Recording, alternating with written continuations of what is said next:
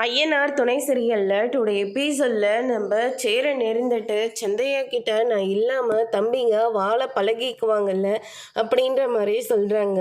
உடனடியாக சோழன் இருந்துட்டு கிழிப்பாங்க அப்படின்ற மாதிரி வந்து நிற்கிறாரு. டே சோழா, நீ எப்படா இங்கே அப்படின்னு சொல்லிட்டு கேட்கவும், என்னென்ன நினச்சிட்ருக்க, எவனோ ஒருத்தன் ஏதோ சொல்கிறதுக்காக நீங்கள் எங்களெல்லாம் விட்டு வெளியே வந்துட்டீங்க, நீங்கள் இல்லாமல் தெருவா நாய் மாதிரி தெரிஞ்சிட்ருக்கோன்னு அண்ணன்னு சொல்லி வீட்டில் பல்லவன் ரொம்பவே ஃபீல் பண்ணி அழுந்துட்டுருக்கான்.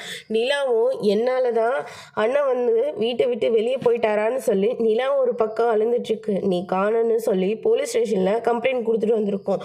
ஏன்னா இப்படியெல்லாம் நீ பண்ணுற முட்டாளத்தனமாக முடிவெடுக்காதன்னு அப்படின்னு சொல்லிட்டு நம்ம சோழன் வந்து சொல்லிட்டாங்க. அதுக்கு அடுத்ததாக நம்ம சேரன் இருந்துட்டு, ஐயோ அவங்க யாருக்கும் ஒன்றும் ஆகலை இல்லை, டே நான் காணன்னு சொல்லி நீ ரொம்ப அழிஞ்சிட்டியாடா, இல்லை ரொம்ப சந்தோஷப்பட்டேன் அப்படின்ற மாதிரி வந்து சொல்கிறாங்க.